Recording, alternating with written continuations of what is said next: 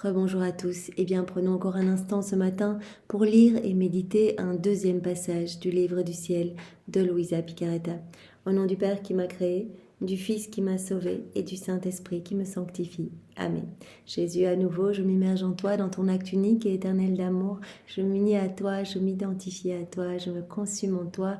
Je fonds ma volonté dans la tienne, je la fusionne dans la tienne et je t'appelle dans ma vie, je t'appelle dans mon cœur pour que tu le transformes, que tu le façonnes, que tu le nettoies, que tu le purifies, que tu l'embellisses, que tu prennes les commandes de ma vie jusqu'à mon dernier souffle. Seigneur, je ne veux plus faire usage de ma volonté propre toute seule, je veux qu'elle soit toujours fusionnée dans ta divine volonté. Aussi, je te demande de t'en servir comme marchepied pour ta divine volonté, pour ton divin vouloir, que toute ma vie puisse être une offrande d'amour pour ta gloire, Seigneur. Je veux vraiment devenir un petit tabernacle de joie et d'amour pour toi.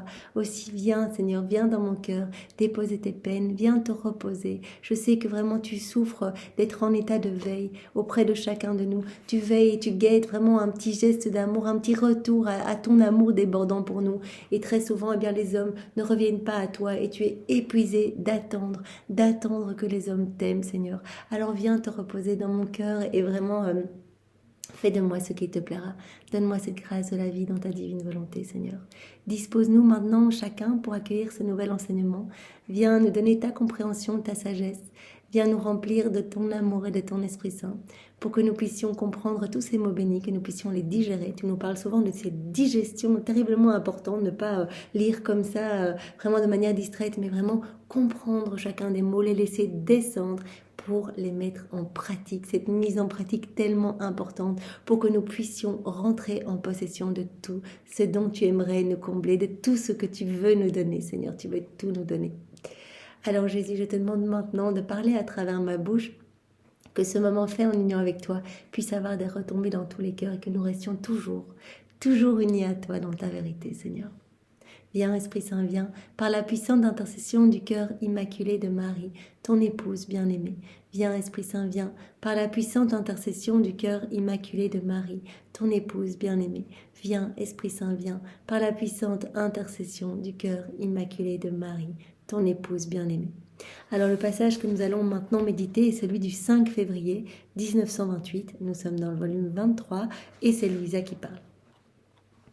Mon pauvre esprit semble être fixé dans le fiat suprême, et je me sens comme une petite fille qui, bien qu'elle aime les magnifiques leçons de son maître bien-aimé, a toujours 1000 questions à lui poser pour avoir le plaisir de l'entendre parler et d'apprendre d'autres belles leçons.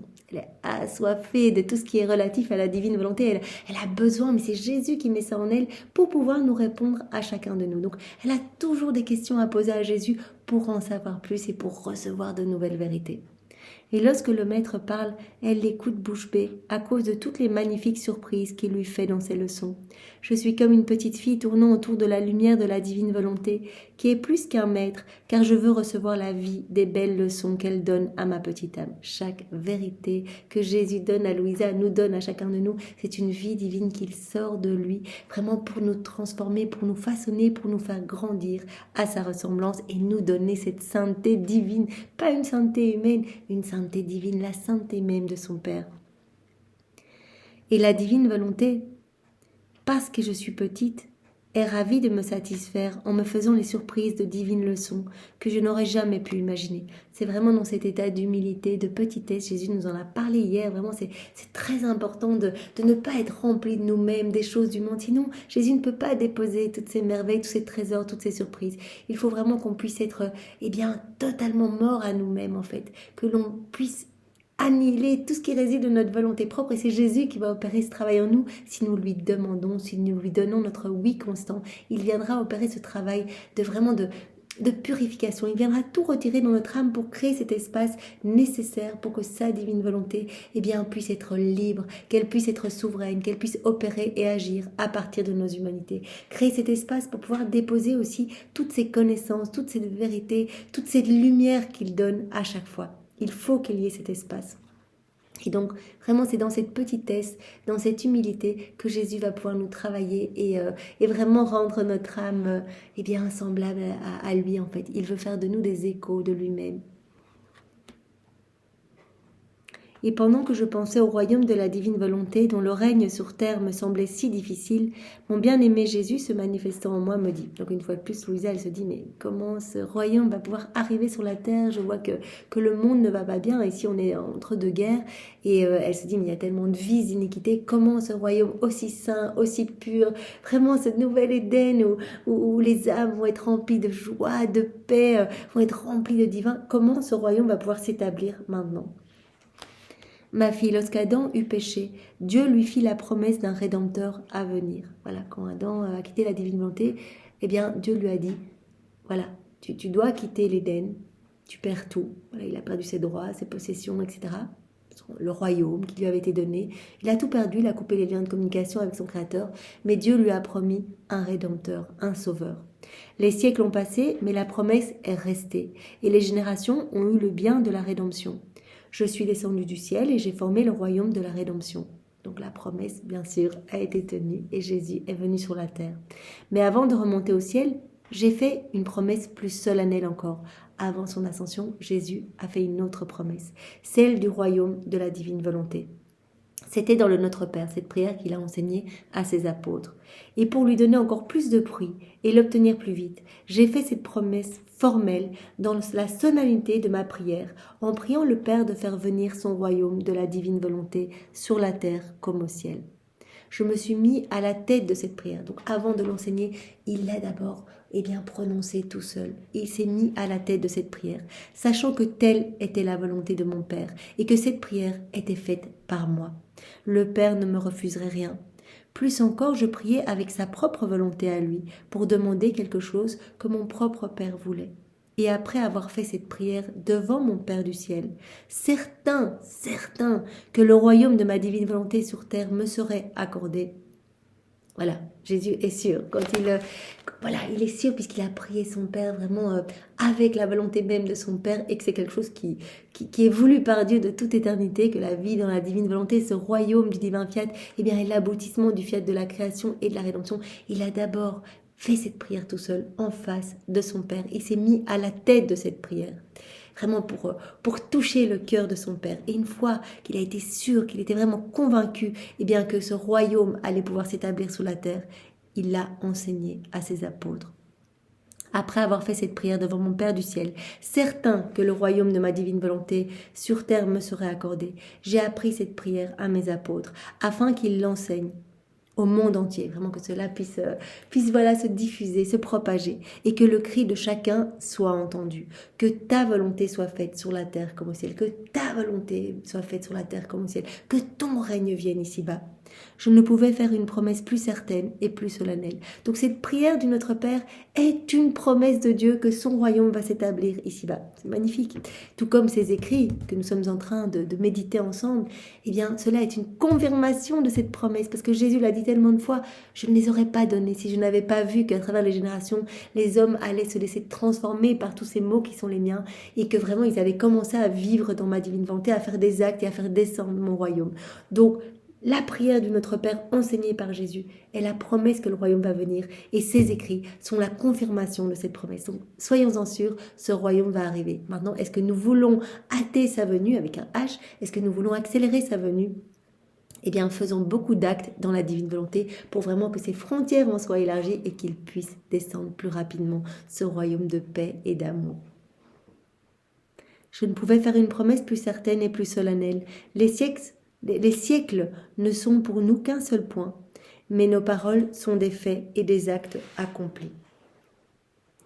Donc voilà, tout ce qui sort de la bouche de Dieu, nos paroles sont des faits et des actes accomplis.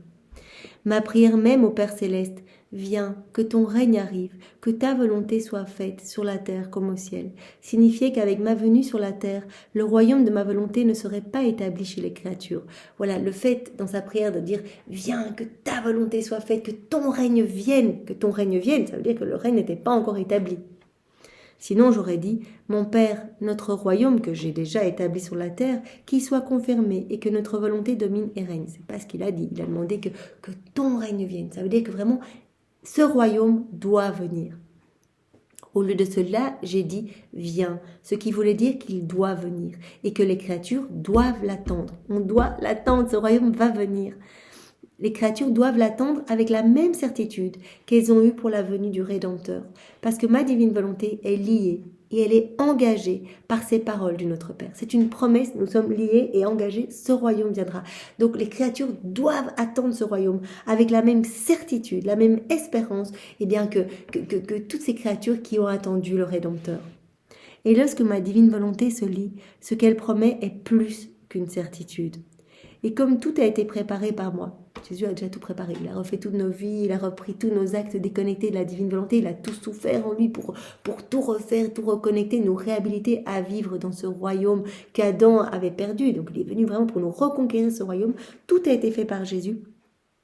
Comme tout a été préparé par moi, il ne manquait rien d'autre que les manifestations, toutes ces vérités que je te donne aujourd'hui, Louisa. Les manifestations de mon royaume, et c'est ce que je fais avec toi. Je te donne toutes ces manifestations, toutes ces vérités, et vraiment je t'explique tout pour que vraiment les âmes puissent être séduites et qu'elles ne puissent désirer que cela. Crois-tu que toutes ces vérités que je te manifeste concernant mon fiat ne sont là que pour te faire un simple rapport ? Non, non. Elles sont manifestées pour faire savoir à tous que son royaume est proche. Toutes ces manifestations, toutes ces vérités sont données pour que les âmes puissent se dire « Ah, si nous sommes en train de lire ces écrits, c'est que le royaume est proche. » C'est magnifique. En plus, on peut le voir autour de nous, il y a de plus en plus d'âmes touchées. Vraiment, cela fait un effet en cascade où de plus en plus d'âmes découvrent la divine volonté. Et donc, cela veut dire que son royaume descend, descend, descend. C'est vraiment magnifique. Elles sont manifestées, toutes ces vérités, toutes ces vies divines, pour faire savoir à tous que son royaume, donc le royaume de la divine volonté, est proche et que tous en connaissent les prérogatives, afin que chacun puisse aimer et désirer vivre dans un royaume aussi saint. Ces connaissances vont nous permettre de nous donner cette soif d'y vivre, en fait, vont nous donner vraiment ces connaissances et vraiment que chacun puisse aimer et désirer vivre dans un royaume aussi saint. À chaque fois, Jésus nous donne l'eau à la bouche, on ne désire que cela en fait. On lit ça et on dit mais c'est pas possible, c'est tellement beau, moi je veux vivre dans ce royaume, je veux qu'il descende plus rapidement.